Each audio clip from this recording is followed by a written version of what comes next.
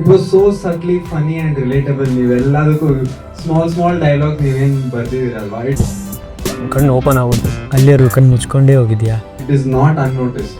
Common ಪೀಪಲ್ದು emotions and ಲೈಫ್ಸ್ನ ಎಷ್ಟು ಚೆನ್ನಾಗಿ ಟ್ಯಾಪ್ ಮಾಡ್ಬೇಕು ಅನ್ನೋದು he knows very very well, and that's not everyone's cup of tea.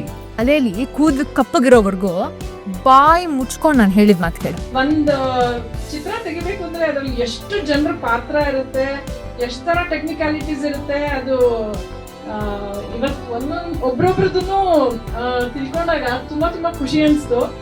ಎಷ್ಟು ಜನರದ್ದು ಹಾರ್ಡ್ ವರ್ಕ್ ಇರುತ್ತೆ ಒಂದು piece of work, art work ಅಲ್ಲಿ ಅಂತ.